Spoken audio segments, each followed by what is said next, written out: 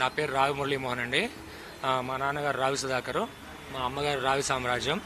నేను ఎన్ఆర్ఐని. దాదాపు ఒక 25 ఇయర్స్ నుంచి అమెరికాలో ఉంటున్నాను. నాకు చిలకలూరుపేటలో ఒక కమర్షియల్ కాంప్లెక్స్ ఉంది. నేను 2017లో కట్టాను. దాని పేరు సాయి కార్తిక్ సిటీ సెంటర్. దాంట్లో ఒక 2 థియేటర్లు ఉన్నాయి. దాంట్లో నాకు చిలకలూరుపేటలో ఒక కమర్షియల్ కాంప్లెక్స్ ఉందండి. దాని పేరు సాయి కార్తిక్ సిటీ సెంటరు. దాంట్లో 2 థియేటర్లు ఉన్నాయి, 2 ఫంక్షన్ హాల్స్ ఉన్నాయి, 2 ఫ్లోర్ల షాపింగ్, కింద విజయ డిజిటల్ అనే పెద్ద షోరూమ్ ఉంది. దాని పక్కనే ఐస్ ఫ్యాక్టరీ ఒకటి ఉంది. అది వచ్చేసి మా మిస్సెస్కి సంబంధించిన ల్యాండ్. ఇది ఈ కమర్షియల్ కాంప్లెక్స్కి 100% ఓనర్ నేను.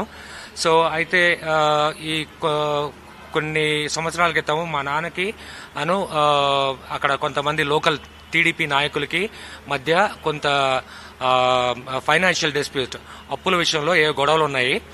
ఆ గొడవల్ని ఆసరాగా తీసుకొని వచ్చి నా కాంప్లెక్స్ని గత 10 నెలలుగా కబ్జా చేశారు. మా ఫాదర్ చేసిన అప్పులకి వాటికి ఆ డిస్ప్యూట్స్కి అసలు నాకు సంబంధం లేదు. అయినా కూడా వాళ్ళు నా ఆస్తిని వచ్చి కబ్జా చేసి దాంట్లో థియేటర్ల వాళ్ళని ఖాళీ చేయించి, షోరూమ్ వాళ్ళని ఖాళీ చేయించి, అందరినీ ఖాళీ చేయించి దానిలోకి ఎవరిని రానికుండా అడ్డుకుంటున్నారు.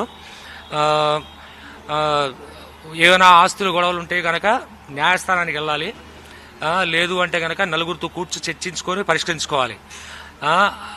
అలా జరగాలి. కానీ ఇట్లా ఆస్తులు కబ్జా చేయడం అనేది మంచి పద్ధతి కాదు. అలా అది న్యాయస్థానాలు ఒప్పుకోవు. ఎవరైనా ఉంటే డబ్బులు తీసుకుని ఉంటే, మా ఫాదర్ డబ్బులు తీసుకుంటే ఆధారాలు తీసుకొస్తే నేను డబ్బులు ఇస్తానని కూడా ముందుకొచ్చాను, కానీ ఎవరు రావట్లేదు. అందులో మా ఫాదరు ఒక 97 లక్షలకి మా మిస్సెస్ ల్యాండ్ తాకట్టు పెట్టాడు. ఆ తాకట్టు పెట్టిన దానికి కూడా నేను డబ్బులు కడతానని కోర్టులో కేసేశాను. ఎవరైనా అప్పులు చేసి కట్టంరా బాబు అని కోర్టులో కేసేస్తారు, కానీ నేను ఇక్కడ అప్పులు కడతానని కోర్టులో కేసేశాను. అయినా కూడా వాళ్ళు ముందుకు రావట్లేదు.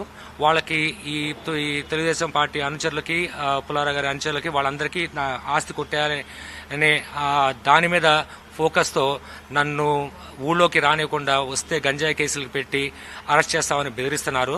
అందుకనే నేను ఈరోజు హైదరాబాద్ వచ్చేసి ప్రెస్ మీట్ పెట్టడం జరిగింది. సో మా నాన్న ఏదో అక్కడి నుంచి పారిపోయాడని ఏదో చెప్తున్నారు, అవన్నీ నిజం కాదు. మా నాన్నగారు అక్కడే ఉన్నారు. ఈ రోజు వెళ్ళినా కూడా సాయంత్రం వెళ్తే కనుక ఆయన అక్కడ చేసుకుని ముందులో ఉంటారు. ఎవరైనా వచ్చి ఆయనతో మాట్లాడి మీకు ఏమైనా వివాదాలు ఉంటే పరిష్కరించుకోండి. నా కబ్జాని దీని నుంచి విడిపించి నా థియేటర్ని రన్ చేసుకునేటట్టు నాకు ఆంధ్రప్రదేశ్ గవర్నమెంట్ నాకు రక్షణ కల్పించాలి, నా ప్రాపర్టీకి రక్షణ కల్పించాలి, నాకు మా అమ్మ నాన్నలకి రక్షణ కల్పించాలని నారా చంద్రబాబు నాయుడు గారిని కోరుకుంటున్నాను.